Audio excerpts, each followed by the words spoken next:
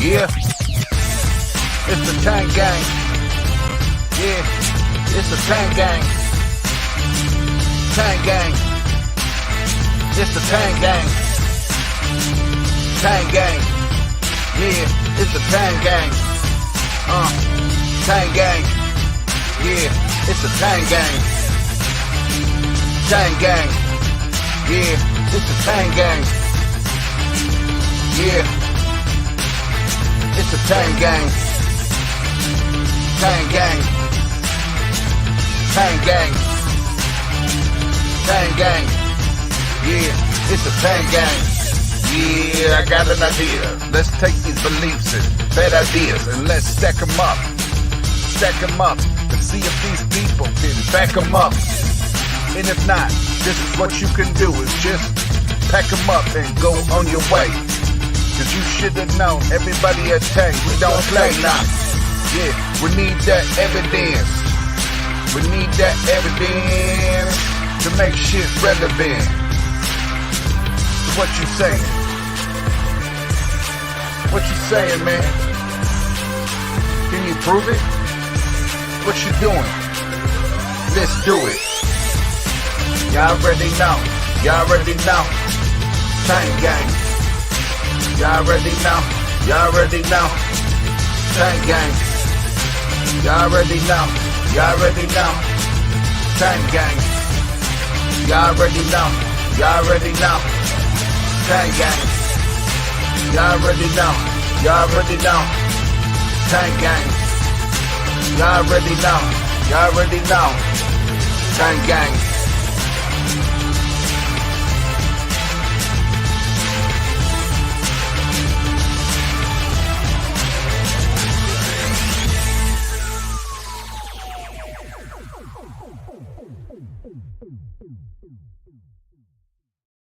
What's up, everybody, and welcome to TANG Live. And really, I should just do the introduction, just duck out, and let these badasses handle this one. But we'll start next to me here. Well, as always, your boy Oz is here with you.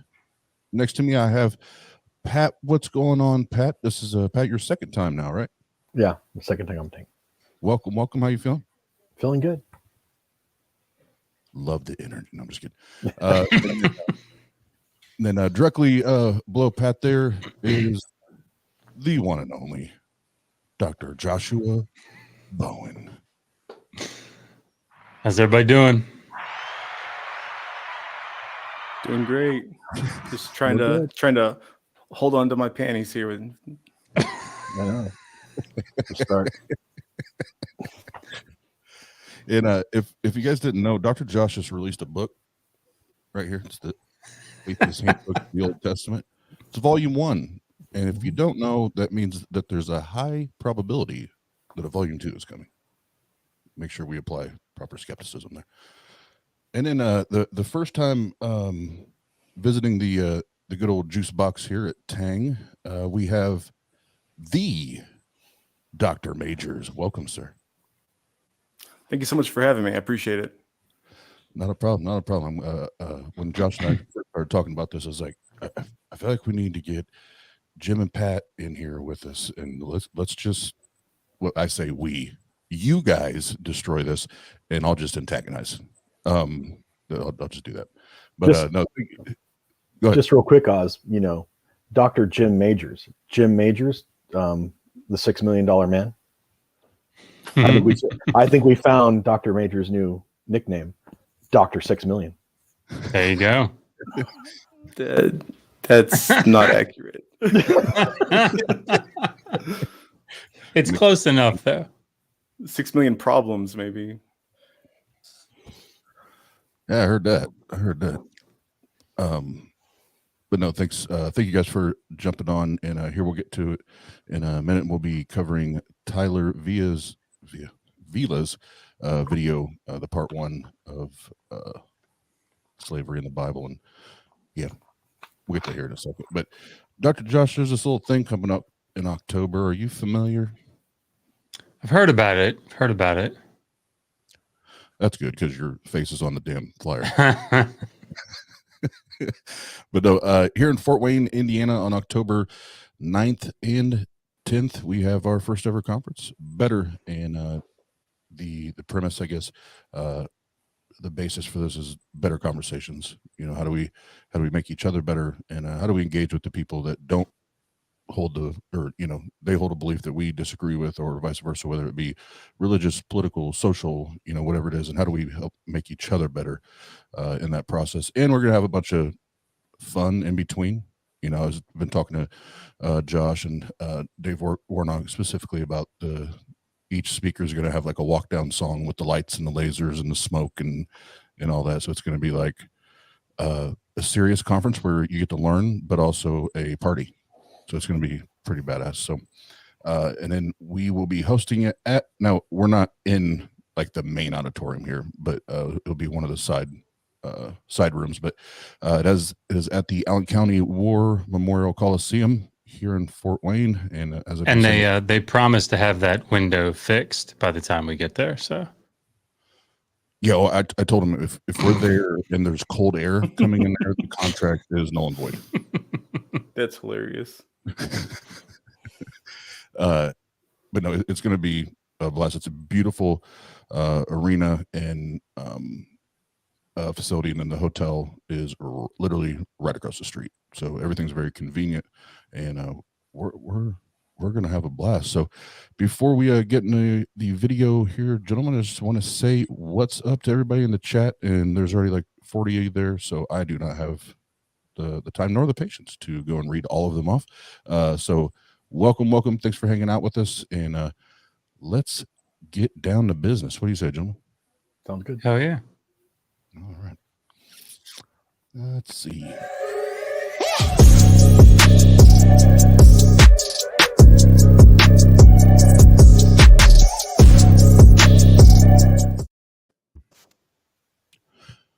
All right. So the exact title, Slavery in the Old Testament Law, Part 1, the Israelite. I guess it's singular. I'm sure that was supposed to be plural. But I digress. Just you guys holler at me or like slap your, well, I can't see Jim, so Jim just yell at me or whatever. You guys slap your screen or something, and I'll stop as soon as you would like to speak.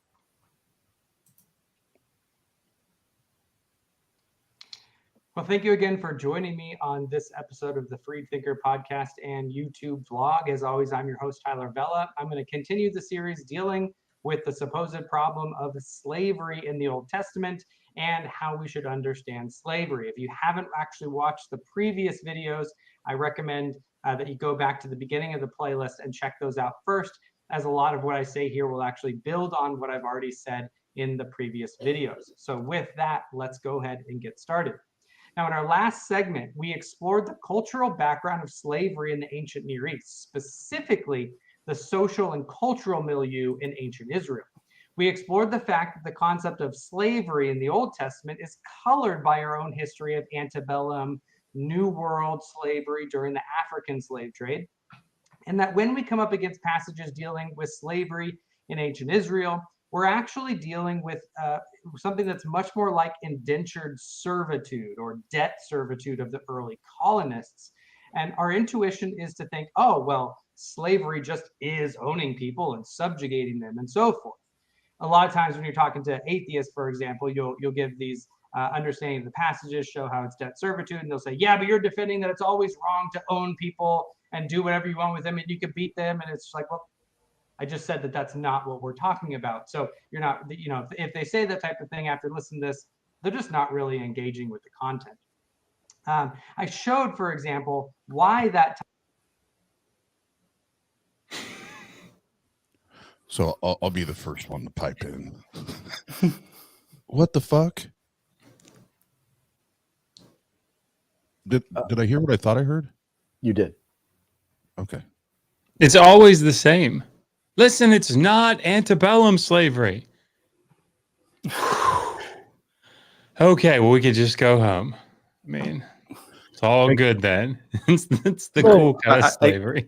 I actually thought that the clarification that we're talking about, you know, the ancient Israelites, just we automatically would assume that it's not antebellum slavery. Well, I didn't realize that it needed more clarification than that. Not being proficient in ancient Hebrew like our other two guests, Oz, I was curious as to why they didn't translate the Old Testament just instead of using the word slave, they should have used like debt servant. Why didn't they translate it that way? Maybe Josh or Jim can explain that. I mean, the frustrating thing, I think, for this particular topic is the Hebrew word that's used is eved, and it's sort of one of these words that not just in Hebrew but in other Semitic languages, it kind of has several different potential meanings in different contexts, like so many other words do. So it really is contextually driven what it means. What I find, there are two things that stuck out to me just in the little bit that we've watched. One, this so-called problem of slavery that he mentions. It's odd to me that I hope that he brings arguments that actual scholars make. Now, I'm going to predict that he won't, because there aren't many biblical scholars that would say things like biblical slavery wasn't that bad, right? But, you know, the other aspect of this is sort of poisoning the well in the beginning. Like, listen, they say it's like chattel slavery and antebellums, and it's not that, okay? So they're already wrong, because they say it's like, that's what they're thinking. That's what everybody's thinking. You got to think of something different. It's, you know, it's not the bad type of slavery. And it's like, it's actually not that different, but we can talk about that. Right. And I also want to add that it's important, you know, that whenever you have words like eved, you know, that are polysemous, you know, when they're translated into the English, that it's really important to look at the context of its usage. Because the context often tells us more than the word itself. And the other part that stuck out to me where he kind of really, really quickly like packaged a bunch of stuff together and like tried to smuggle it out all at once. And well, no, dude, in the context, it does give the rules for abuse and being just like why would you even try to like, whoops, nobody's gonna see that. What? And just before we continue, you know, the ancient Near East is not my specialty like Jim and Josh, but I'm looking at, you know, the classical Mediterranean. So I'm here to like compare it to like Greek, Roman, and Celtic societies, particularly the Celts of ancient Gaul.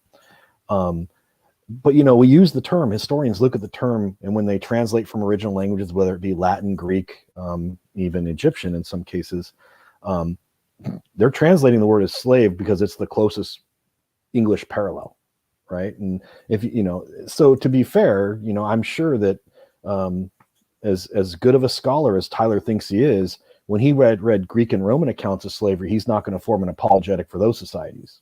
right? Only Hebrew and ancient Israelite society, right? So maybe he should check himself on his bias, but that's just me. Yeah, I mean, I wonder if when he reads through Babylonian and Assyrian, Neo-Assyrian, Neo-Babylonian accounts, or even the Old Babylonian period, like is he doing the same thing? It's not so bad. It's not so bad when they talk about slaves. It's not so bad. We really have to put that in context. It's not antebellum slavery. So I wonder. I mean, maybe he does. Who knows? Maybe he does. Moses was complaining for no reason. That's my. I determined that now. Yeah, that would because we were just doing we are still doing the book club. That was one of them. We could talk an hour on Moses bitching and complaining all the time. We'll wait. Type of view is just not accurate to the biblical context. We're now going to move from the general cultural background and textual themes into specific passages in the Old Testament dealing with the casuistic or case-based jurisprudence, those types of laws, and the Mosaic law generally, dealing specifically with the issues of servitude in the Old Testament. I'd like to again remind my listeners and viewers that I'm not arguing here for anything like the inerrancy or inspiration of the Bible, or even that it's wholly accurate in all of its historical assertions, although I believe both of those things. And I believe in order to reason about these things, that's actually presuppositionally necessary. My point is that in order for this argument, I'm not trying to demonstrate that to be the case at this time. I'll not be arguing that the law proves the existence of an ultra-loving or omnibenevolent being known as Yahweh or God. I believe in the inspiration and inerrancy of the text, but the point here is simply to get at what the text means. That's all that I'm trying to do here, is ask, what did the original author mean? And I'll ask that just so we're, everybody's clear as we have this conversation, everybody listening now and in the future. Josh, I'll just start with you since you're at the top of the screen there. How do you define slavery? Yeah, I mean, it's difficult, right? I actually gave it quite a bit of thought when I wrote my book and then wrote the recent chapter. So it's probably, I don't want to say fair to me, but I'm going to say it fair to me to let me just read my definition, if I can find it. Because I think it's actually really important. Okay, so I would say, in what follows, we will essentially define slavery as a condition in which an individual or rights to their labor is owned by another, either temporarily or permanently. The owner controls and benefits from the actions and activities of the owned individual. Okay, I think that's fair. I think that's a great definition. Yeah, absolutely. Pat? You would say that. Well, within again, drawing from a Greek and Roman context, the Greeks and Romans would, although there's some legal distinctions, would say the natural state of mankind is in a free state, and that slavery would be total dominion and control of that state by another. So basically you lose all autonomy, all, what could be considered free will, free action, and you are completely at the subjugation of, quote unquote, your owner. It's a little different, but. Okay. And Jim, anything different there? No, yeah, I agree with both these gentlemen's definitions. I think that slavery is just the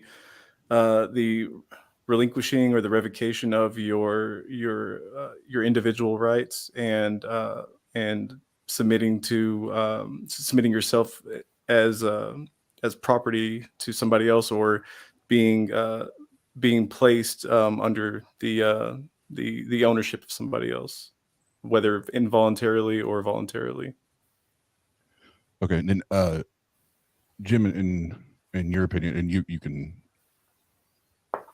take as long as you want, or short as you want to address this, but the common argument that we hear on this part of it as well, it was indentured servitude.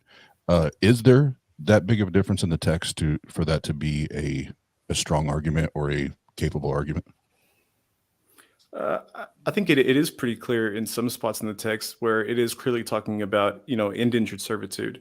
Talks about, the requirements for manumission and what's expected of that. So yeah, I think that in context that there are many places where it clearly is differentiating between chattel slavery and indentured servitude. Okay, and do you feel like, based on the conversations you have or the different arguments that you hear, that they try to, not all, but a lot of them try to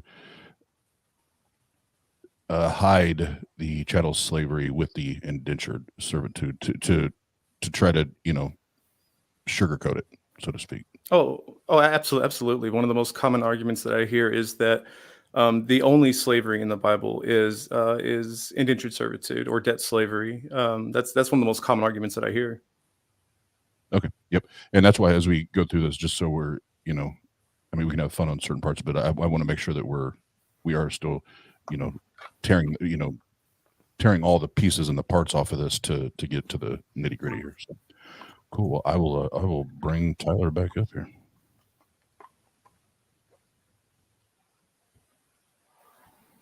How did the ancient author, what would they have meant the concepts in their historical literary context that they were writing in to mean? Simply can I just ask? Must read the law as. What is his educational background? Anybody? Limited. Yeah, I'll pull it up. I'll hit play and I'll pull it up because I want to make sure I'm speaking accurately.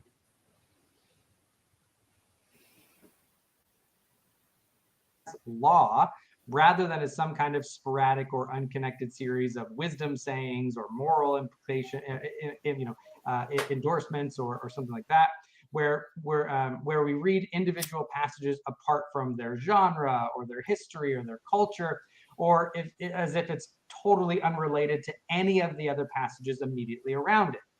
When atheists and skeptics bemoan reading a passage in context, Matt's called it contextualism. Matt Dillahunty in my debate with him.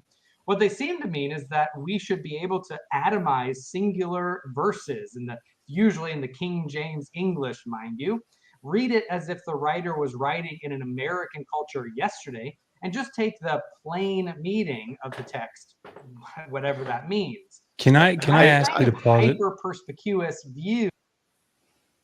Go ahead, Jim. I was just going to say, I don't feel like that. I feel like he's not talking about atheists at all, but this is in fact what I see from most apologists. Yeah, I doubt that was Matt Dillahunty's point. I think that probably what he means by contextualization, or whatever it was that the word that he used here, is harmonization.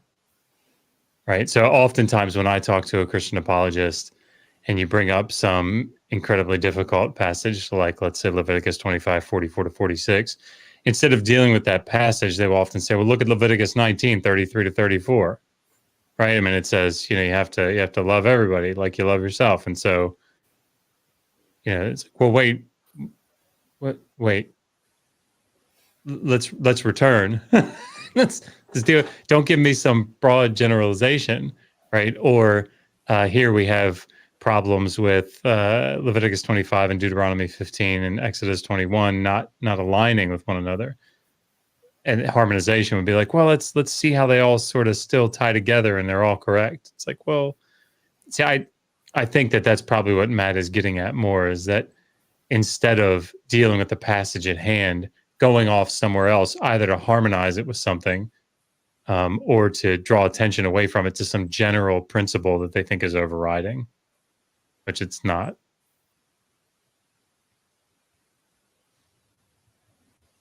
And real quick, I did find it here. I'm just going to read this straight off his profile here. That way it's his words, or somebody he trusted to write this, I would assume. Tyler Vila studied philosophy and English at California State University, Sonoma.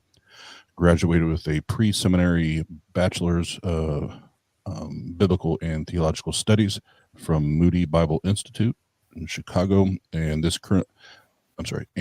currently studying towards his master's of biblical studies at Reformed Theological Seminary in Charlotte. He is the host of Freed Thinker podcast and blog, and is a frequent guest on many Christian and skeptical podcasts and forums. Yeah, Eddie's in the side chat saying that he's a friend of his. Eddie,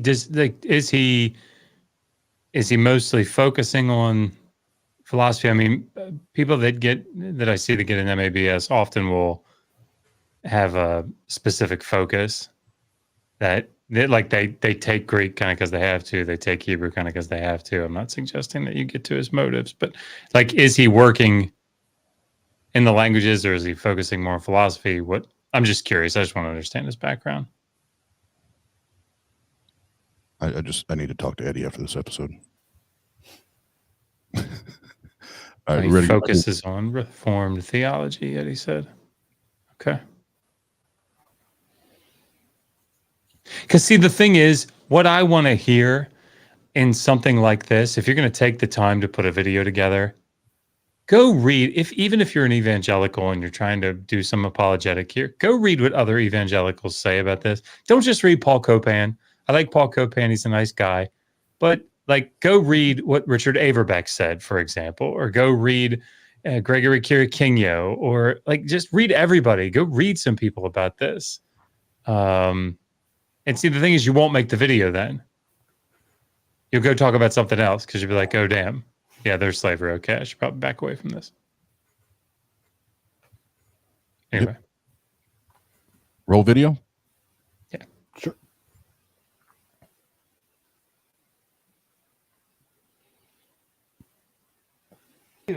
Would make most anti-intellectualist fundamentalist King James onlyists say, hey man, let's not be so literal. So in the same way that the US legal system has laws that add depth and scope, application, nuance, and so on to other laws, that is, there is an established jurisprudence in other laws and rulings related to a new law or a next law or another law, we cannot read these laws in the Mosaic testimony as free-floating or in isolation from other laws. As we'll see, there are possible readings of a law where the application of the way the atheist or the skeptic often wants to read it would itself violate another one of the laws, sometimes another law that's just a few verses away.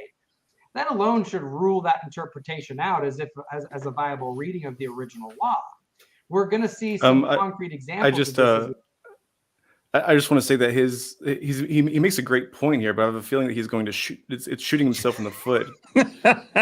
Because it's almost like I have just this premonition that he's going to talk about debt slavery being the only type of slavery, or something about man stealing or kidnapping a person and forcing him into servitude, where something like Leviticus 25:45 is going to directly just contradict it.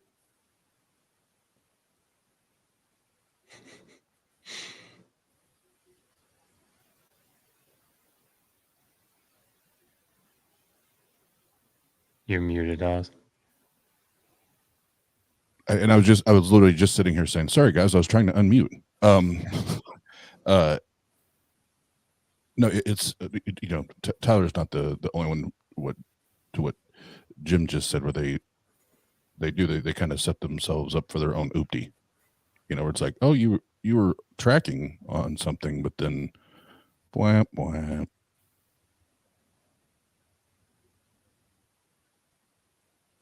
We move along, but I want to state this up front, because I think that a lot of the most hostile interpretations of the law put out by skeptics, such as those at like evilbible.com and Skeptics Annotated Bible and stuff, make this very mistake by casting the law in the worst possible light, ignoring it, that it's an ancient Israelite doctrine, that if an ancient Israelite held that very one specific interpretation that they are weirdly endorsing, that no one else in the entire history ever reading this passage has ever come to, because they're trying to make it sound as stupid as possible. if that Israelite was doing that, then they'd be in violation of a dozen other plain readings of these laws. So, oh, well, it's not my fault the Bible contradicts itself. Okay, no, but if the law is understood in the ancient Near Eastern literary context and not your weird hyper. I'm sorry. That was funny. Go ahead. It's painful. It's like watching the train. The trains are going at each other. They're coming. They're coming. I mean, I can't watch. I mean, I have to say, like, that statement, if they're understood in their ancient Near Eastern literary context, I want to know what he means by that. Because that's a very, very broad statement. And it makes me wonder, like, what is he thinking about if he's talking about the legal sections here? What's he talking about? Right. I don't know. These are questions we won't know, but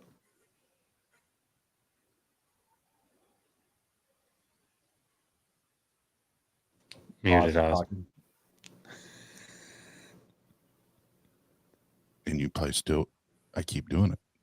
I keep not unmuting because I have to mute twice on InStreamYard and on my Roadcaster so that they don't get it. The listeners don't get an echo of the YouTube video. So don't worry, Oz, because like there's somebody in the side chat. I don't know who it is, but they're really talking about how cute you are. So, at least you're looking good while you do it.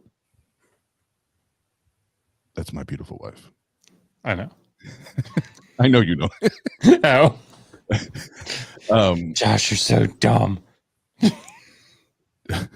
No, well, what I was saying as I was not unmuted is I had muted the chat and actually muted me to remind you guys this is why I had you guys on here to answer all these questions because I can't.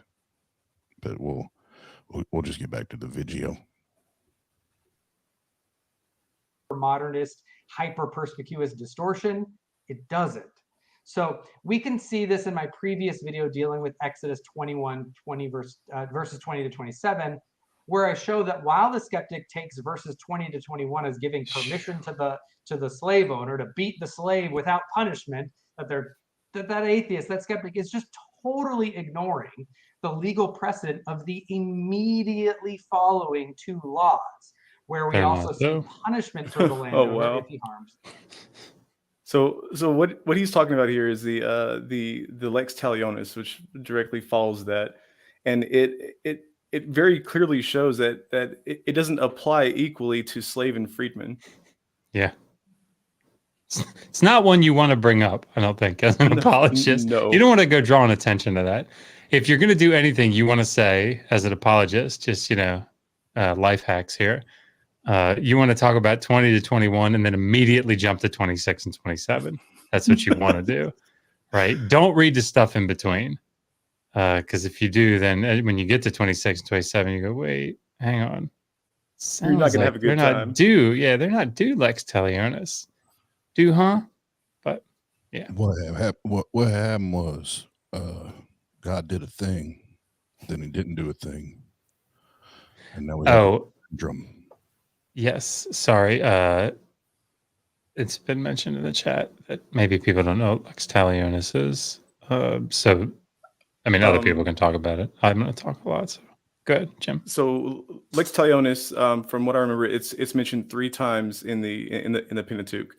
One of them you might remember. It talks about the damages after a miscarriage is caused from a fight in Exodus 21. In Leviticus 24, it talks about the damages that are accrued from injuring a neighbor, and then it talks about the punishment for somebody giving false witness in Deuteronomy 19.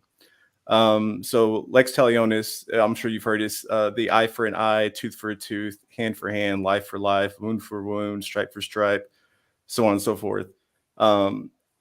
So when these laws that follow that he's talking about, it talks about the injuries to slaves and goring oxen, and it shows that the slaves are compensated not through lex talionis, but they're compensated by being freed, and the owner of the goring ox has to pay damages for whatever damages that his oxen do.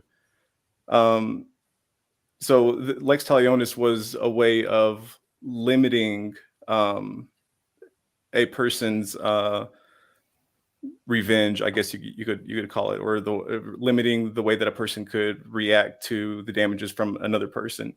So it was just saying that an eye for an eye and no more. But for the slaves weren't even given an even eye for an eye, tooth for tooth, so on and so forth. It was just the max that a slave could achieve is his freedom. Does that sound about right, Dr. Yeah. Josh? Yeah. I mean, I don't want to take up a whole bunch of time just on like telling this, but it's the law of retribution, right? So if Jim puts out my eye, I have a right to his eye. Retribution, not revenge. That's the word I was looking for. Yeah.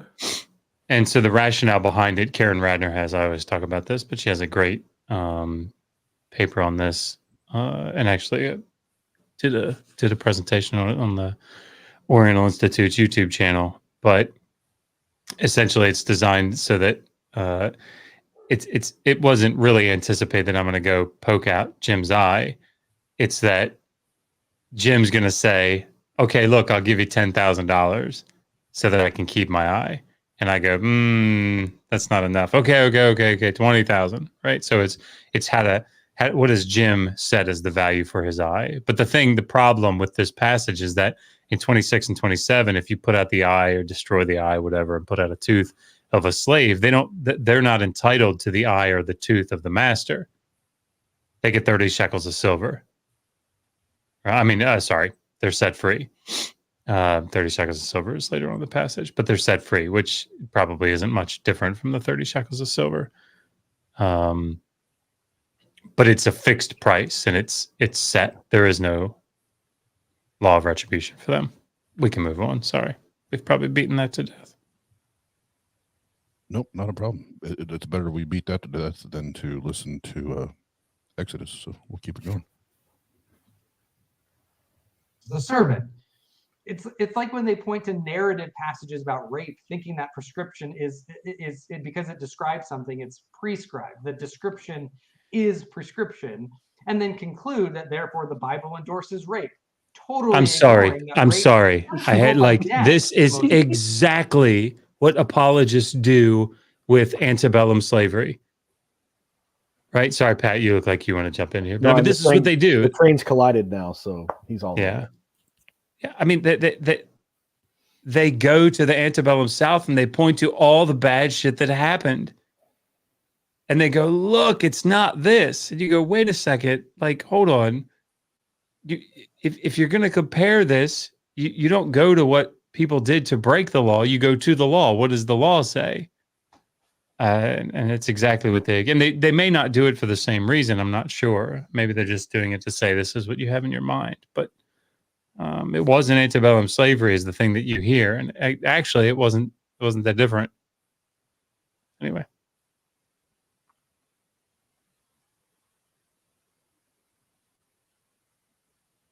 You're muted, Oz.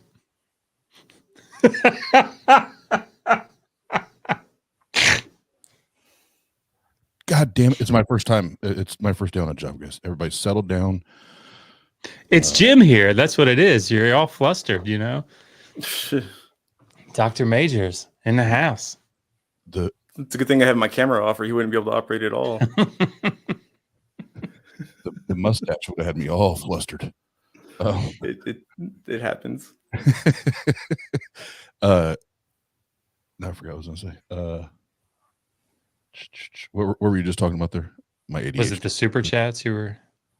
No, I was gonna ask the question, then hit that, and then go back to it. That way. You guys had a minute to think about. We're talking about the antebellum South and how the unfair comparisons are being made.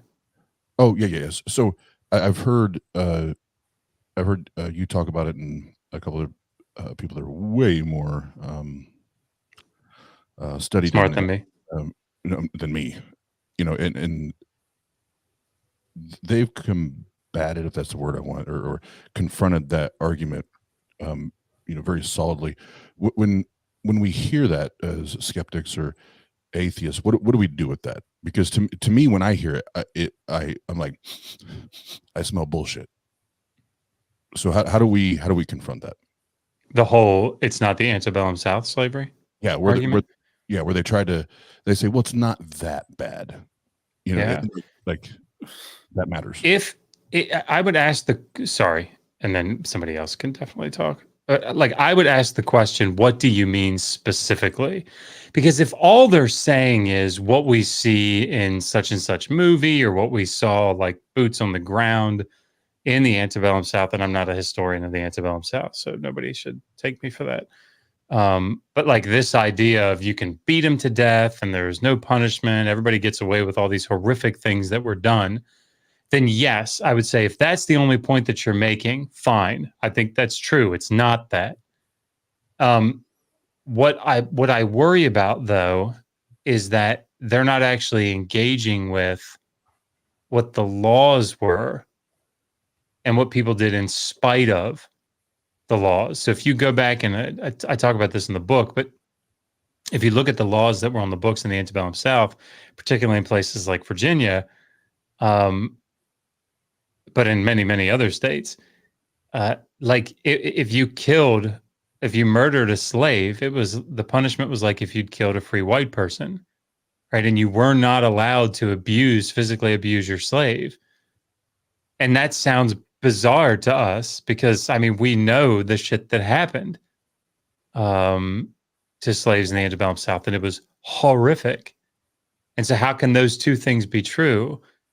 And it's because they did not determine that moderate physical correction was abuse.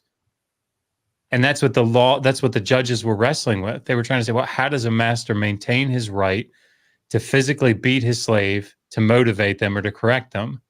They have to be able to do that, but they can't abuse them. They can't beat them beyond that. So how do we mitigate abuse but still allow them to beat the slave? And it's the exact same thing that Exodus 21:20-21 is wrestling with. It's the tension is there, trying to figure out how do we give the masters the right to physically beat their slaves in order to keep them in line, to correct them, motivate them, whatever, but yet keep them from abusing and murdering them. How do we do it? Right. And the laws end up being roughly the same. I always go to, they typically don't want to draw a distinction between Israelite and non-Israelites, which Dr. Joshua illuminated, is actually a very large discrepancy. But I always just ask them about forced concubinage. Like, do you understand that is the forced sexual exploitation of a woman against her will? And that's antebellum slavery in every way, shape, or form. Great point. And if they can't draw that distinction, and when we just study it in the Greek and Roman context, well, that was Greece and Rome. That wasn't ancient Israel. And I'm like, but it says right here, the Greeks and Romans just much more explicit about it, right? So a female had been taken as, even if she was an Israelite, she could be forced to have sex against the person against her will. Now, there were certain legal provisions on what happened if he got bored with her and didn't want her anymore, and she couldn't be sold outside of Israel. But the reality was she had no right to resist. And how is that not just the most heinous form of sexual exploitation you can think of? I mean, I'm sure there's worse, but I don't want to have to sit here and defend the tiers of sexual abuse in the ancient world. Yeah, absolutely. That was a great point, Pat. Thank you. And before we get back into the video, I want to make sure we hit the super chat. And like I say, every stream, I'm not even going to attempt to pronounce your name, but thank you for the $4.99. How much was 30 shekels of silver worth back in the dizzy compared to today's value? I don't know if Jim or Pat, you've worked on this. I have a little bit of information, but it's certainly not anything that I've done a lot of reading on. It's not a Roman denarii, man. I'm not the guy to ask. Right. I mean, I've got a little bit too, but it's more like the actual the value of it based on its weight in silver. So, the little bit of reading that I've done, I was doing comparisons between the different law collections. and trying to determine the differences between penalties and repayments, those sorts of things between them. And what seems to be the case, nobody should go and like bank on this or anything, but it seems like, roughly speaking, an average person would make 10 shekels a year. Like that was like a rough 10 shekels of silver a year. That seemed like what I was coming up with was pretty good, which seems to fit actually with some of these repayments. So 30 shekels would be 3 years worth of work.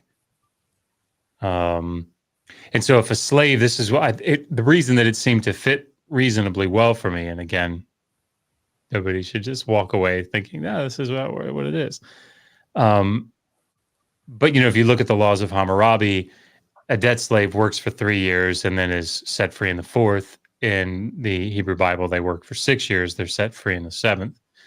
And in Deuteronomy, it says you shouldn't think, oh man, damn it, I got to release him now, because it says you've gotten essentially twice the amount of work that you would have gotten, right? Which seems to make sense. If the price of a slave is roughly 30 shekels of silver, the price to set them free is roughly 30 shekels of silver. It's like 3 years worth of work. Those things seem to sort of line up to me. But again, you're not saying that the term of service in the Code of Hammurabi was half of what it was in the Torah, right? That can't be true. Bad. Sorry. Come on. It's one of these best kept secrets. Yeah, the Bible's supposed to be more progressive than any other ancient Near Eastern culture. Huh. That's interesting. So just because I'm curious, because I, again, trying not to do Greek and Roman and push it onto ancient Israel, did you go into debt you could give someone as a slave to secure debt, right? Like you could give your daughter to secure a loan, that would be the debt, right? Or was debt slavery only for defaulting debt? Couldn't be used to secure a loan? I know that in the Code of Hammurabi, both were available. I did some reading on this about 3 months ago. So you have distrainees. Yeah, you have slaves given. I just can't remember the terminology for it. But yes, whether you see that, I'm pretty sure about that. Whether you see that in the Hebrew Bible, I don't know that I say. Because I found it interesting that the Romans, the worst offenders in the ancient Mediterranean, actually ended the process of indentured, in order to secure a loan, they would give themselves and or a family member. The Romans ended that after the end of the conflict of the orders. So the early 3rd century BCE, they ended the practice only on default of a loan, and only the actual person who'd secured the loan or anybody in his immediate, as a paterfamilias, he could have his son or someone in his family household go, but he had to go too. So, I mean, the Romans said, no, you just can't give your son to someone to secure a loan anymore, because it was creating a lot of social tension. So I don't know about securing a loan, but in Exodus 21:7, it talks about, when a man sells his daughter as a slave, she's not to be freed at the end of 6 years as the men are. So clearly here it's talking about if a Hebrew man sells his Hebrew daughter as a slave, but it doesn't clarify, it doesn't make any kind of distinction as to whether or not it's for for manumission or for to secure a loan or to pay a debt or anything like that. But I mean, it doesn't seem like it's out of the realm of possibility. Well, in the Roman context, when you entered for debt slavery, it was for a specific contracted period of time. I mean, each term of, if you want to call it service, but it's actually servitude, was set by contract based on, the size of the loan, but also what legal stipulations you were wanting to enter into, right? So unlike the, ancient Near East, which seemed to be, lengths of service of time, it seemed to be in the Roman world, at least their legal system was much more person to person, debtor to lender obligations. So which maybe is more fair because you have some say. Okay, well then we have a super chat.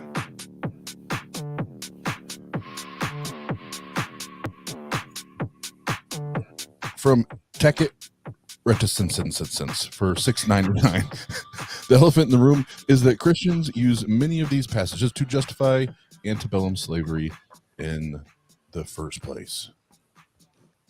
That is correct. Yep. That is correct. All right. Well, I'll hit the video. So you just have to remember when we're reading these passages, what I'm trying to do is actually take an academically informed understanding of how the ancient Israelite would have meant this text to be. Now, with that important caveat out of the way, let's look at the relevant passages dealing with servanthood in the Old Testament. We should also point out this time that Sorry, I was just saying finally. consistent theme in the Pentateuch, the first 5 books of the law, and specifically in the legal codes, is that God has redeemed Israel from slavery in Egypt. This is stated at least 14 times clearly, and there are a bunch of other allusions to it. And often in Egypt, the injunctions to treat slaves with equity are supported with the refrain, something along the lines of, remember that you were slaves in Egypt and the Lord your God redeemed you, or something equity? like, remember. So there can't be slavery. Look, it says says be nice. Yeah, no, nothing about that passage implies equity at all, or that they are no longer slaves. In fact, it's saying that when it follows up, it says to release your fellow Hebrew after 6 years. It's because they are the slaves of God, and you can only have one master.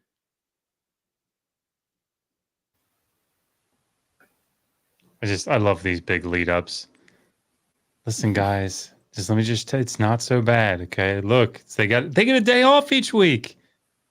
I mean, come on. What's his name? Prophet Azad has a great video on this. It's a little dated now, but like where this sounds terrible. Some children get kidnapped, and then it walks through like some of these laws where it's like, well, I have to say that even though my daughter is there and she'll never come back home, she does get a day off each week, so I can take some. But so did slaves in the antebellum South. There was laws that specifically said that they were not allowed to work on Sunday, or that they would limit the amount of hours that they were able to work in the summer or the winter. Does that mean that they were always followed? No, right. But regardless, the laws were in place. That's a good point.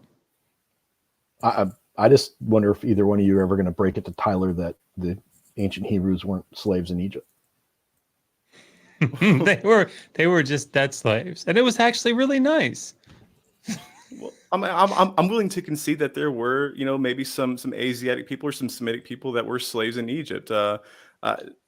Now, when you start to say that there were, 1.5 million plus that were led across the Red Sea at the one particular time, and wiped out all of Pharaoh's army, and blah blah blah, then that's when you start, just really pushing it. Yes. All right, yeah. That's my point. Sorry, go ahead, Oz. We'll stop rambling. Permutation of that theme. You're good. That's why As we're we here. discussed last time, the concept is clear that God desired Israel to remember how they suffered as slaves in Egypt, who did practice something very much like African slave trade that was heavily racial and could be very violent because slaves had little to no rights whatsoever, and they had no legal protections really. So there are some. I would love for him to just go read what people like. Oh my God, that's terrible. Why am I forgetting my old professor's name? He did several of the Egyptian sections in the Ancient Near Eastern Law edited volume with Raymond Westbrook, and I cannot believe I'm forgetting his name. I'm a horrible human being. But just to go read about what is it that we know about slavery in Egypt. It's not a lot. No, it's God damn, now I want to go pull it off the shelf. He's my old professor. I could see his face. He used to always sit and say, "It's not my field, it's not my field, it's not my field." I now have to go look. You guys should keep going.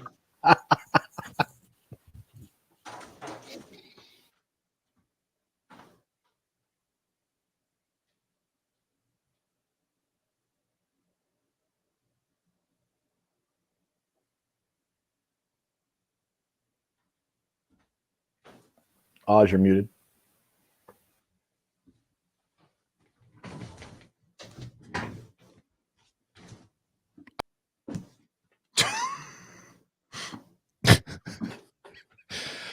Oh, Jesus Christ. No, I'd had while he's working on that, I did have another super chat.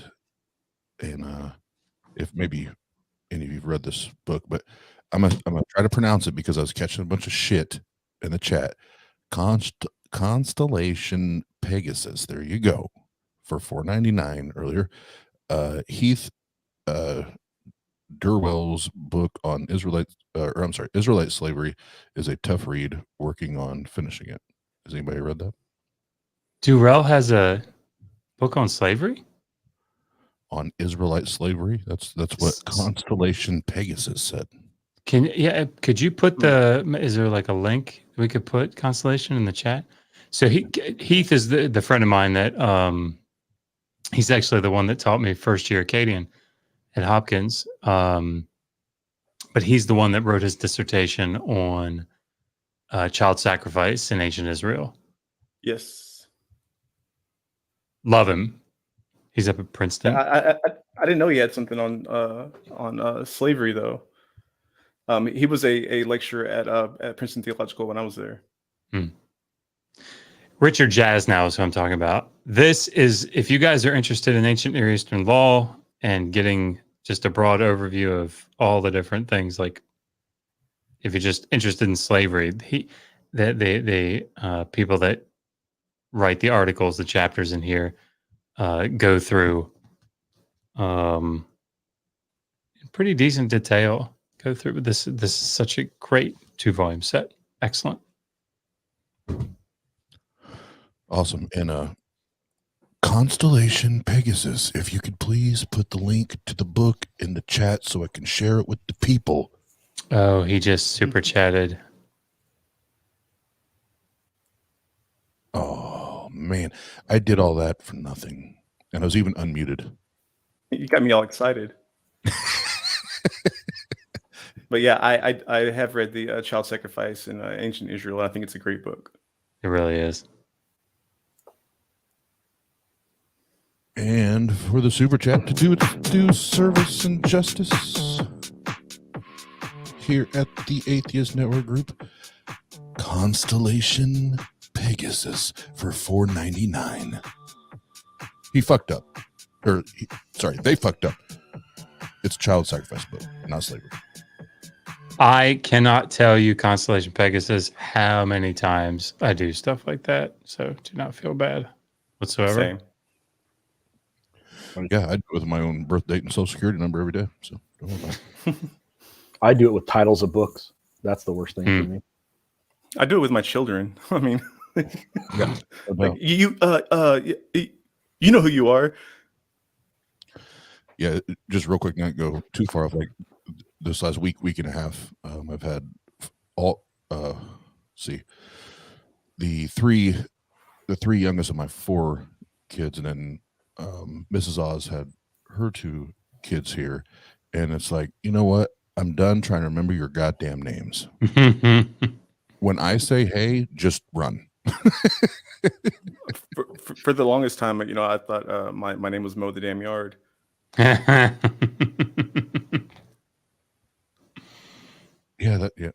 I hear that.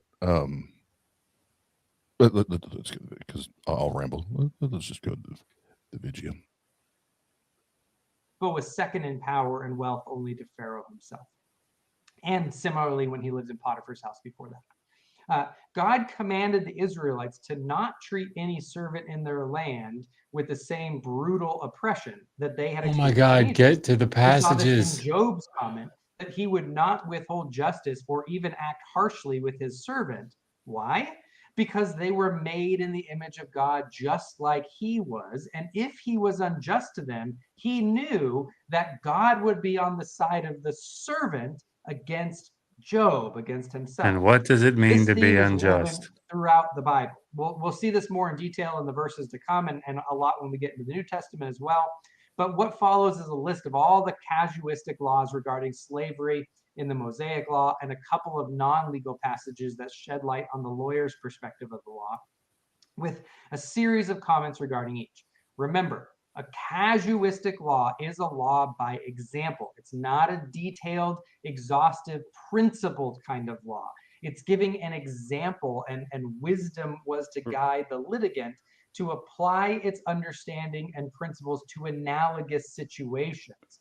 So it would give a situation that was illegal, and the litigant was supposed to understand kind of the principle that was operating and be able to take that and apply that to a whole, whole host of settings. This will be much more, what I'm going to go through is kind of a list and a response rather than a really developed, commentary. I'm going to start with the laws dealing with the Israelites as servants in this episode. And then in the next episode, I'm going to deal with the laws dealing with non-Israelites as servants. So let's jump into some of these laws dealing with Israelites as servants. First, Exodus 21, 2-6 reads, quote, "If you buy a Hebrew slave,"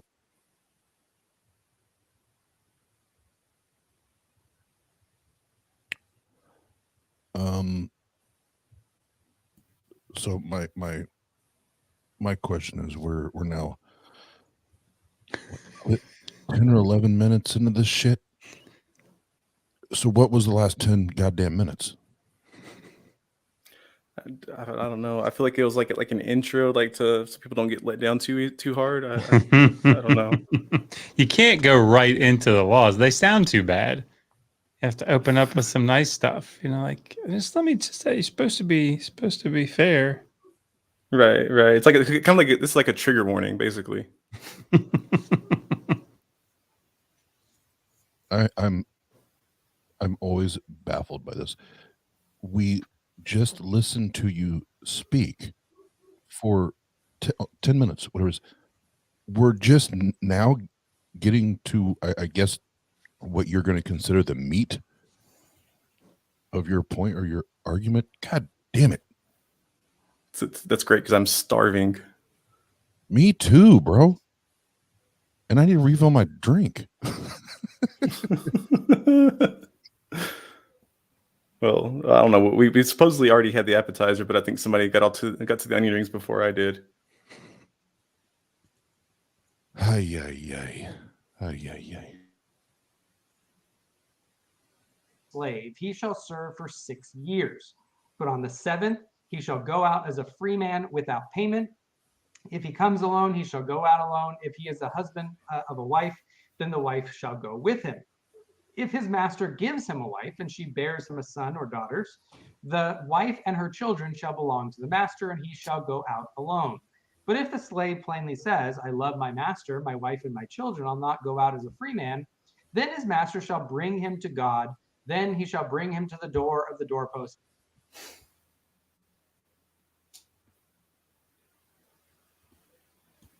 Sorry, I am not stopping for any other reason but this.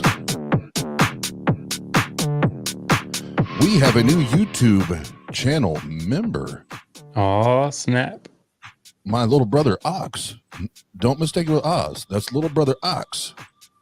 That's not actually my little brother. I'm just talking shit. But thank you, Ox, for the membership, and good to have you on the team. Now back to the proceedings this evening.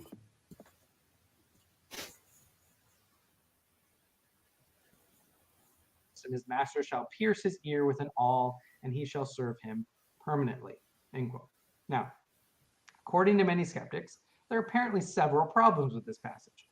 First, they claim that it seems to treat women as second class even to men, even in the slave order, that they see that it seems to state that male slaves can go free, but female servants can never go free. Second, Obviously. they claim that it seems criminal to separate families simply because they were married after both entering the service of the owner. Look at these in order. First, is the law What? Hold on. We should just let him go. Let him No, go. no, no. Let him go. No. I think he's gonna dig his own grave. Okay. Simply because Let's let him dig it out a little bit before we jump in. Okay. I get a Jim. I get a little spicy. Oh, that's fine. Douse it. misogynistic. This is simply a problem of failing to understand the kind of laws present in the Mosaic legal system. As we've stated before, these are given as second class even to men, even in the slave order, that they see that it seems to state that male slaves can go free, but female servants can never go free.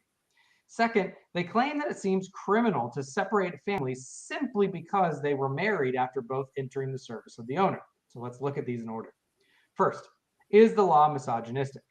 This is simply a problem of failing to understand the kind of laws present in the Mosaic legal system. As we stated before, these are casuistic laws, that is, case law. They're a kind of for example. The law is not misogynistic simply because it refers to a male slave. It's simply giving a case in point for the treatment of a servant married while in the service to the owner. Many scholars have pointed out this fact and have stated that this is due more to the male-dominated ancient Near Eastern culture and its influence on language. This is the ancient Near Eastern equivalent of the American Declaration of Independence. So what he's saying is, it's not the law that's misogynistic, it's the culture. Just bear with us. Like, it's not the ancient Hebrew law that's misogynistic, it was the ancient Hebrew society. Just, I want to clarify what he said. All right. Yeah, that's wild. I mean, I get the example of, Exodus 21:7, where it says that if a man sells his daughter as a slave, that she's not to go free as the male slaves do. Right. I mean, that's clearly showing that women are not seen as equal in the eyes of the law. And then you go to Exodus 21:5-6, that talk about that the only way that a man can keep his wife and his kids is if he also agrees to stay forever, be a servant for life. It's wild. I don't and know the fact that Deuteronomy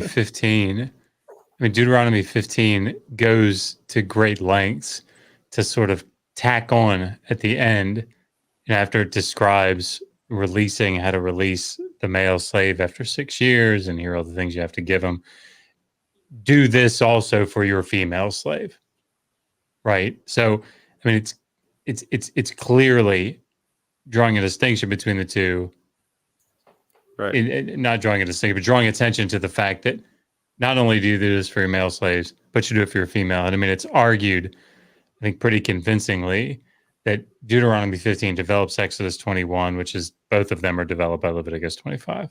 So, I mean, right. If it was the same for the male and the female, then there would be no need to differentiate between male and female, just as if it was the same laws for Hebrew slaves and non-Hebrew slaves, then there would be no need for the distinction. It's such a weird thing to get hung up on. Okay, let's assume for a second, for the sake of argument, that it can mean men go into service and they get married to a female slave, or a woman goes into debt service and she gets, which is weird, but whatever, and she gets married to a male slave, right? And the principle is, once they're married and they have kids, the kids belong to the master. So what, in this scenario, the husband, I mean, it doesn't make sense, but whatever, but let's just go with it. The husband and the kids are now the property. Does that make it better for you, Tyler? Oh, it's cool. It's because it's equal for everybody. Right. The fact of the matter is that house-born slaves is a thing. Yeah. Well, in the Greek and Roman context, slave was pretty much irregardless of gender. The status was a legal one. So maybe the Greeks and Romans were, their form of slavery was less misogynistic. Or more equals slaves. I don't know. Just their status under the law. I mean, I'm being a little bit of an asshole. They were equal opportunity assholes. That's what. Right. No, isn't that what they say? Sorry, go ahead, Oz. I'm sorry. Had to do it.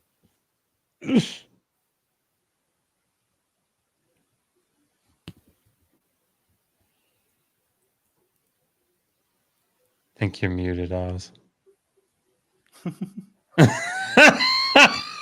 God damn.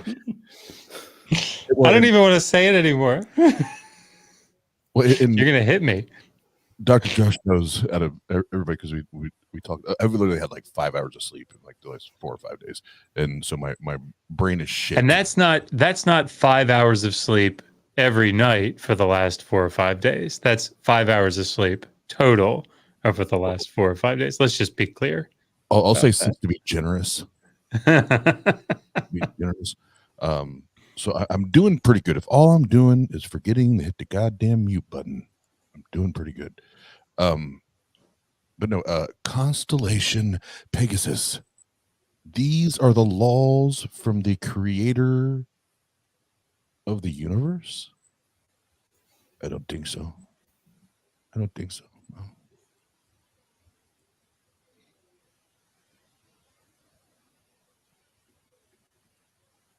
It states that all men are created equal, though it really means all humanity. So while some have argued that what the Declaration of Independence meant was men qua men, most have read that as simply a non-gender neutral language of a time that referred to all humanity. And So most, if that's what we're going with, most scholars, consensus scholarship, would not read Exodus 21:2-6 as just everybody male and female. They would say it's talking about men. So if that's what we're doing, is that what we're going to do, Tyler? Let's do it.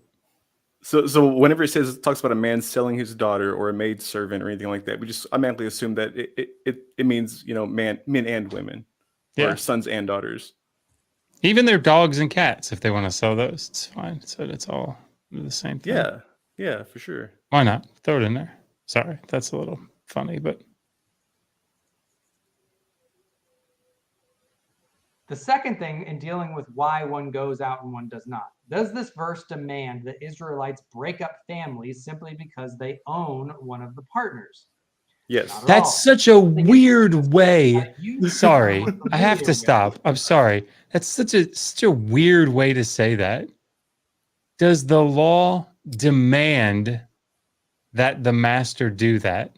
No.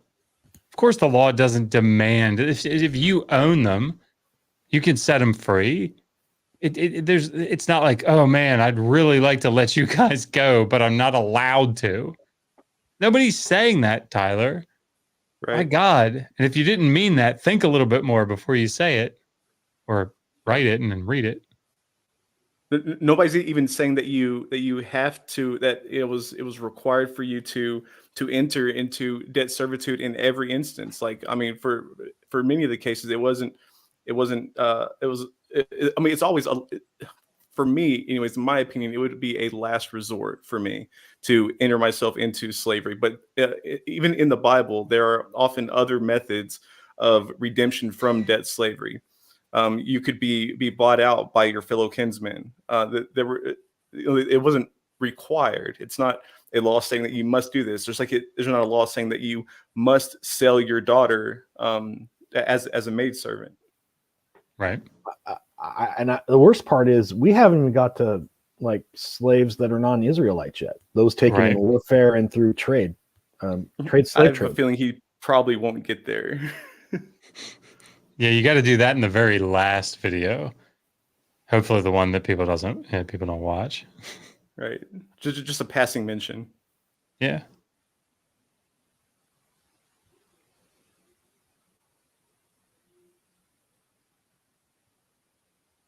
It was somewhat unusual at this point in the Bible. It says that if you buy a Hebrew slave, while we've come accustomed to calling ancient Jews Hebrews.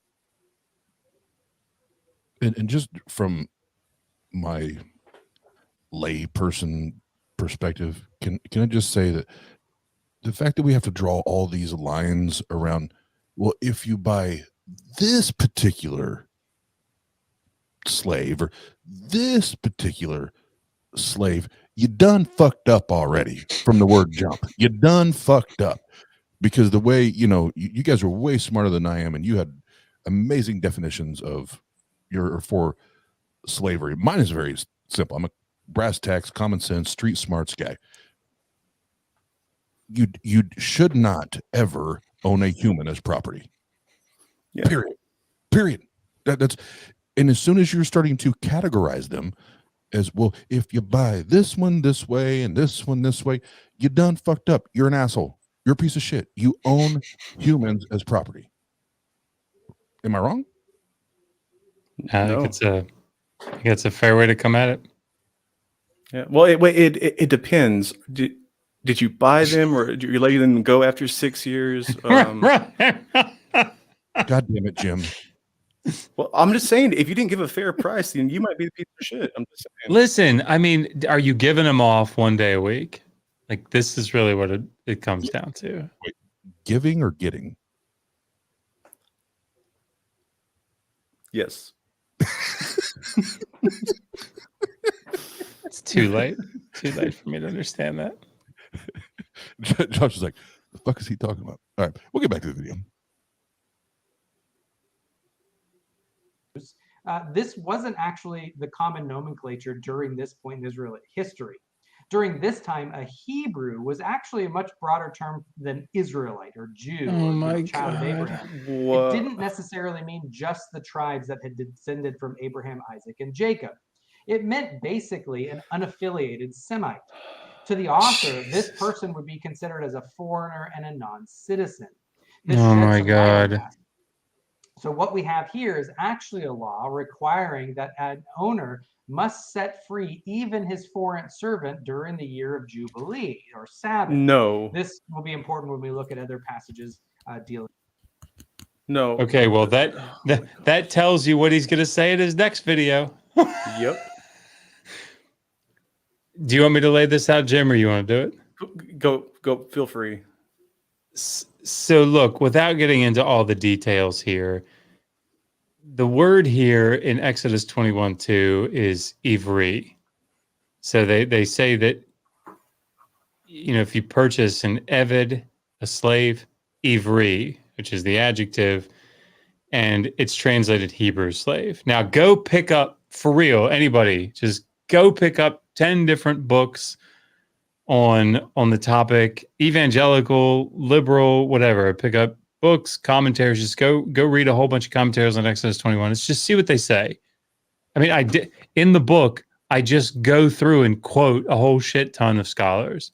Right? That's just what I'm doing in the book, and you'll see very quickly that this is talking about Israelites. Okay, now.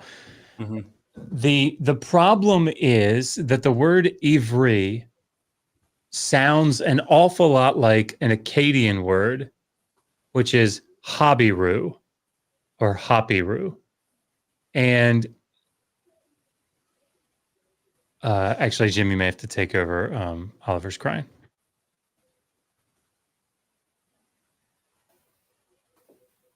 Oh, I mean, yeah. So just sum it up really quick. To be a Hebrew, it doesn't just mean you can be that anybody can be a Hebrew. That's not what it means. Usually in the Hebrew Bible, whenever it's talking about Hebrew, it's talking about Israelites. When it's talking about it says when it's talking about fellow Hebrews, it's talking about your fellow Israelites. It's actually a distinction from foreigners. Yes, sorry, Jim. I'm back. If you want me to keep it going, sure. Megan got him. Sure, go ahead. Sorry, I feel like I just dumped that on you. No, it's fine. And you're exactly right. So the question is, what does this word ivri mean? When it says Hebrew, right? So there was an article, 3 different articles that were written on this by a guy named Meredith Klein back in like the 50s. A bunch of people had written on it before that. A bunch of people have written on it since. But the question is, there's a difference between where a word comes from and how a word is used, right? What it means in its context. So like where the word butterfly comes from, what's its etymology? Like, is it originally like I have no idea where it comes from, but it was because there was like some butter and these things that flew would land on it, and so they called it a butterfly because it was I don't know, whatever. But that's its etymology. That's where it comes from, right? But how the word is used is it can be very, very different, right? So the word Hebrew, the word Ivri, they think, all right, well, does it come from this word Habiru? Because there's some similarities between the words, and the Habiru were people, particularly in the second half of the second millennium, in Canaan and elsewhere in the ancient Near East, that were like brigands, they were mercenaries, they were kind of like these outsiders. Habiru was kind of a pejorative term, and they were like causing trouble. They were unaffiliated, people, and oftentimes there's a city called Nuzi, and at Nuzi we have a bunch of texts where Habiru would come and they would agree to become a citizen's slave, and they would become a slave for the remainder of the owner's life, and then with the agreement to sign this contract that said when the owner died, then they would be formally adopted by the owner and they would inherit, right? And I see Pat like saying there's probably some comparisons there, I would imagine. But the point is that is that where Ivri comes from? Does it come from the word Aber in Genesis, where it talks about the eponymous, ostensibly the eponymous, father of the Israelites? So you have, anyway, that's a very different discussion where it comes from to how it's being used in the text. And this was Meredith Klein's point in his articles, was that, look, how is it being used? And the way that it's being used, you can see it in places like Deuteronomy 15. Go read Deuteronomy 15 and the slave laws there. And it says, if a male Hebrew or a female Hebrew, your brethren become a slave to you. I mean, and there are lots of different passages. Guys can go pick up William Propp's commentary on Exodus and read about this. He has a pretty decent discussion on it. But the point is that the way the word is used and what it means in its context in the Hebrew Bible and what its etymology is, two completely different discussions. These are not foreigners. These are Israelites. And that's consensus scholarship, folks. Yep. Sorry. Damn.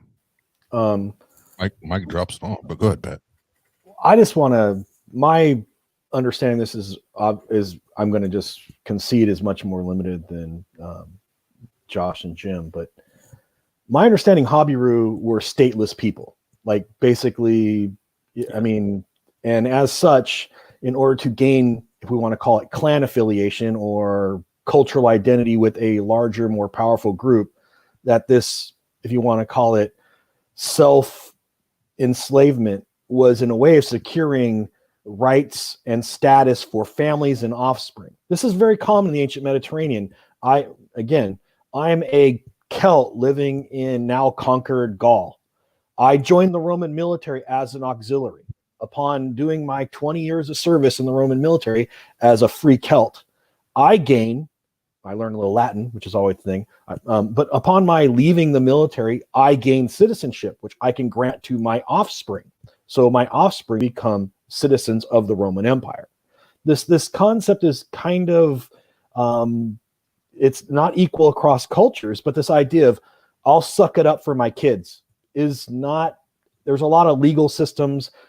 Some clannish societies had different versions of it, particularly like when I talk about clannish societies, I'm referring to Celts and other people who, particularly when they'll be absorbing by a more large, a more powerful clan, there was a period of subservitude, then later equality as cultural groups blended into each other.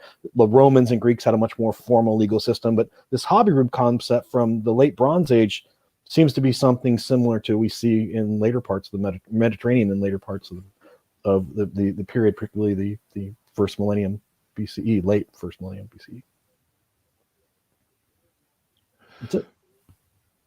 No, go ahead. You guys go ahead. I'm just here to ask questions and maybe and you know, be the antagonizer. So go ahead. Well, I feel like what he's trying to do, just so that everybody understands the whole rants that we just did and what we were trying to say, is that what Tyler's trying to argue is that these Habiru are not actually Israelites.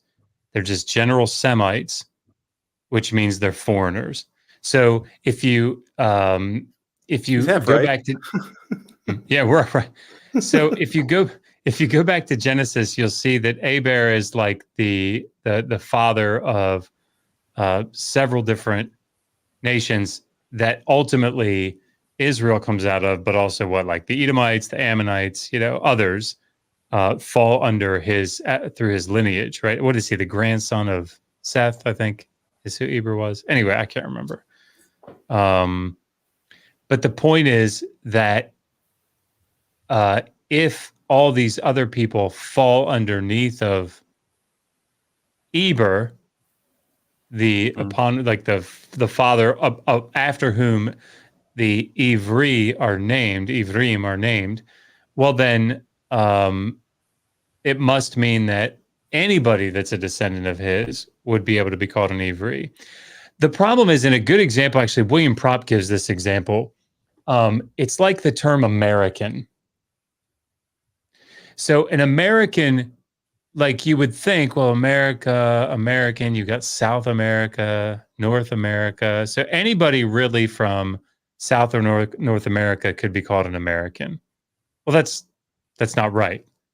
Because that's not how the word is used. An American means someone who lives in one of the 50 states, right? So just because the etymology of a term, or the way that where the word America comes from and how it's applied in certain contexts doesn't mean that it gets broadly applied always in that way. But yeah, I mean, just the short answer here is that just go read a bunch of people, liberal and conservative alike, and see what they say about the Ivri in Exodus 21:2. These are Israelites. Right. And if you look all throughout Genesis and Exodus, whenever it has the Egyptians speaking, and it has the Pharaoh speaking, or the Pharaoh's daughter speaking, referring to these other people, this is the term that they use. It's not. It's a direct term. Whenever Moses witnesses the slave being beaten, and he goes and he kills the slaver, then that is the term that's being used. And what's going to happen here is, because he's saying that they're foreigners, because Tyler's saying that they're foreigners, it sounds like what he's going to then do, and it's not new to him, but what he's going to do is then try to broadly apply this and say, well, look, here in Leviticus 25, 44 to 46, where it talks about, you can take these foreigners as permanent slaves, that these are the same foreigners that we see in Exodus 21:2. And if that's the case, well, then we can make this argument that everybody gets released, right? Even the foreigners in Leviticus 25. And you see it if we get there. But I mean, like, the whole problem of Leviticus 25 is that 39 to 43 say very specifically, here are the laws for the Israelites. And then 44 to 46 say, here are the laws for the foreigners. Like, boom, there's just no question here. That's the whole point of the text. Right. Another one I want to bring up real quick is Exodus 2:13. When Moses says that he saw the two Ivrim fighting, and he said, "Why are you hitting your fellow Ivri?" It's not saying why are you. It's not saying that he saw two foreigners fighting and said, "Why are you hitting your fellow foreigner?" That it makes no sense. And like in Exodus 1:13, I think, I don't remember why I remember that verse, but where the pharaohs told the midwives to throw newborn baby boys into the river, and they don't do it because they fear the Lord, and or they fear God. And well, how come he didn't do it? Oh, well, the Ivri women are more like vigorous or whatever than the than the Egyptian women. Yeah, Right, the so Hebrew there's- midwives versus Egyptian midwives. Right. So Yep.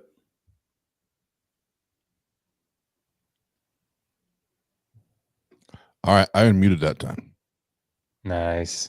I unmuted that time. All right, so we tried to be respectful of our guest time and also those people that have been in the chat that may want to go to the Discord and have a conversation. So we are at an hour and a half, and we still got about half the video to go. So I don't particularly want to do just a 3-hour stream. So before we do log off, I would like to ask if you three would be interested in doing maybe a 4-part with the first one and his second one, and then Right. do like a Q&A. Would you guys be up for Hell something yeah. like that? And we should invite him at some point. Like, I mean, at least to send it to Absolutely. him, say, hey, you know, come defend yourself. Just kidding. No, I agree. He should have the opportunity. Yeah, but the truth is, he's not going to be able to defend himself with consensus scholarship. Yeah, that. Go ahead, Pat. Sorry. Well, really with any scholarship, but Well, to be fair, you can pull stuff up from the 1860s through probably 1880s. Right. You know, But that's the beauty, guys. I mean, you guys would agree with me, Pat, Jay. Maybe you guys would agree. The beautiful thing, the thing that lets you sleep at night, is unless you write a dissertation on something, or you write a book and you've studied all the secondary literature. Like, generally speaking, you kind of go along with, not go along, but you lean on the experts that are doing this. So it's consensus scholarship is what you tend to argue. And so, so I always go to bed, or I always see one of those videos come up like, Dr. Josh is wrong. Cool. Well, I mean, have fun, because if you prove me wrong, I mean, you're proving consensus scholarship wrong. So get ready to win your prize. So anyway. Yeah, I agree. Also, the sources that you cite, like I always point people to, the big institutions who do the authoritative handbooks. I mean, I'm a big fan of the Oxford Handbook series. Yep. And, you got and sometimes as many as 20, 25 of the leading scholars in a field writing different parts of a book. And you're going to argue with the 25, they all read each other's stuff. So, right. Like, they don't always get along, but on certain big points and the broad strokes, they agree. And there's really no, I don't have to understand ancient Hebrew slavery to the minutia level that someone like Jim does, because there is a robust field of scholarship. It's just there. And Oz, before we sign off, can I just show everybody the cup?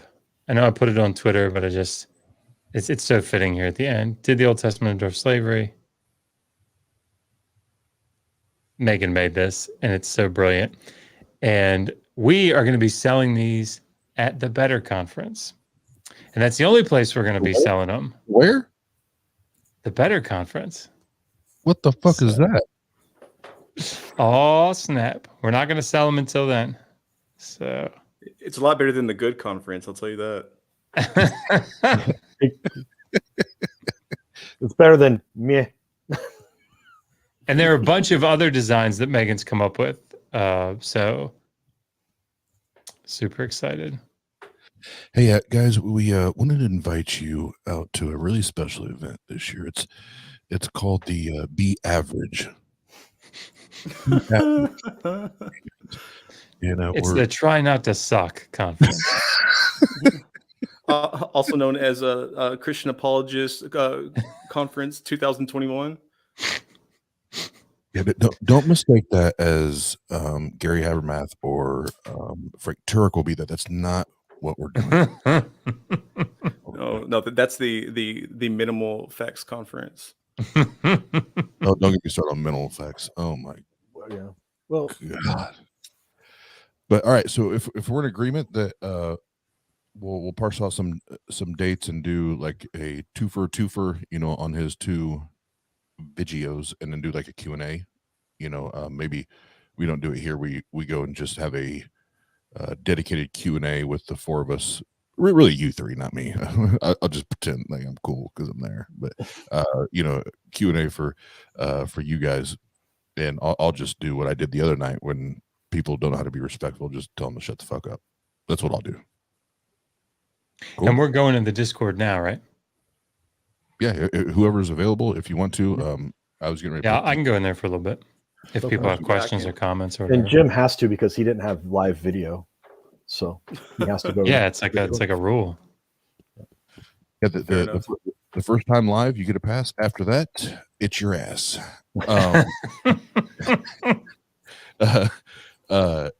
No, so we'll get some dates together and let you guys know. And before we do sign off here, so for those that are on the Discord and have been a part of it, the last week of our book club, for our first book club round, reading this motherfucker, the Atheist Handbook to the Old Testament, Volume 1. Which, Pat, what does that mean? It means there's Volume 2, and the archaeology section in Chapter 3 is quite good, if I do say so myself. That means a lot. Thank you. Oh, I was reading it, and obviously I'm not even close to living on the planet you guys live on when it comes to that stuff. And the whole time I'm reading, I'm like, damn, Dr. Josh he's riding nerdy. Dr. riding nerdy right now. You have to. That's true. That's true. But I will say, Comes with the territory. I love it. My buddies now that I grew up with, not to go on a long tangent, but that I grew up with ripping and running, just doing stupid, goddamn dumbass shit all the time. Now, when we run across each other, they're like, "You do what? Mm-hmm. You read books?" It's like, yeah, I turned into a nerd. But so this week will be the last for this book of Dr. Josh's for the book club. But at 2 p.m. Eastern time, Dr. Josh and I are doing a thing. We're doing a thing, learn to read ancient Sumerian, and we're going to do like a classroom setting. And when I say classroom setting, that means Dr. Josh is the professional, and he's going to be teaching. And I'm known to be a class clown. But no, I actually do want to learn. I'm very intrigued and interested in this, but I'm sure my ADHD brain and humor will come out. That's what'll make it good. But I think that's what'll make it fun. Is Dr. Josh and I going back and forth on that. So again, that's tomorrow, 2 p.m. Eastern time. And if you haven't already ordered the book, order it. If you want to go through this with us, and we'll be doing it, we're going to do it live, so you'll actually get to like ask questions at the end. Dr. Josh is going to have some mythology story, or comparisons, for the last little bit on the show. So it's going to be a blast. Anything you want to say to that, Dr. Josh? No, it should be fun. Cool. All right. Well, one last time. First, Pat, thanks for hanging out with us again, and I'm looking forward to the next 2, 3, 4, whatever it is that we do on this. I think it'll be a blast. And I actually enjoyed our pace tonight, and I'm glad we're stopping at the middle instead of trying to drag it on as Dr.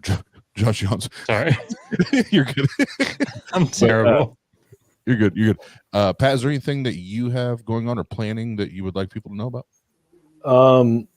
Not really.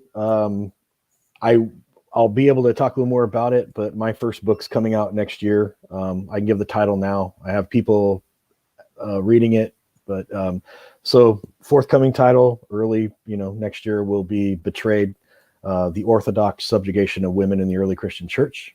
It's a page turner. Wow. So it's my attempt as an academic to analyze history from a feminist perspective. So challenge yourself. But I'll talk to you guys a little more after the chat, but yeah, that'll be coming out. And as soon as I get hard copies, I'll be able to give you guys some more information on that. And you can follow me on my blog, discoveringancienthistory.wordpress.com, where I take some of my more academic articles and kind of smooth them out for general readership. And upcoming event on Brute Facts podcast is I'll be doing a episode with Dr. Joshua Bowen and Richard Carrier carrier discussing science and technology in the ancient world. So look for that as well. Very cool. Awesome. And then Dr. Josh, I kind of spoke for you on that part, but other than our episode tomorrow, I know you guys just did a like a digital conference this last week or weekend. And I was only able to like briefly jump into, I think it was 2 or 3 sessions, but I thought it was awesome what you guys did there. Is there any plans for that here in the future as far as replays? Do you guys have anything else coming up? What's going on? Megan is doing a Twitter thread where she's going through the Anzu myth and then following it immediately with the Enuma Elish, and basically just doing like a tweet by tweet breakdown, kind of like what Joel Baden's been doing, going through the Pentateuch. If you guys follow him on Twitter, which I would recommend that you do, he's awesome. But yeah, go follow her at Digi_Hammurabi, and she's breaking it down and making it fun. So it's really good. Awesome. And then we always, especially somebody's first time on the channel, we try to make sure that they get to end with the home run or the grand slam or whatever you like to call it. But the Dr. Jim Majors, thanks for hanging out with us tonight. Appreciate it, man. Hope to have you on many more times. But anything you want to share, anything you got going on before we bounce out? Well, this isn't so much a home run as it is a bunt, but I do appreciate you having me on. I had a great time and look forward to part 2 of this. Do I have anything going on? Probably nothing that is of interest to anybody, but I would love if you guys would subscribe to my YouTube at youtube.com/Jim Majors, or you can follow me on Twitter at the Jim Majors. Absolutely. And we literally well, Dr. Josh and I talked about this a couple of days ago, and then we literally put the show together like this afternoon, this evening. So I'll go back in the post edit and make sure everybody's links are in there, because usually I do a good job of that, but I just did not have time today, so I'll make sure that in there. So if you want to go back, the links will be in there either tonight or tomorrow, and you can go, and please do. You know, anytime we have people on the channel, go subscribe, go support. And once you see, if you've never seen Jim on screen, once you see the mustache, you will be intoxicated. Yes. Yeah, sure.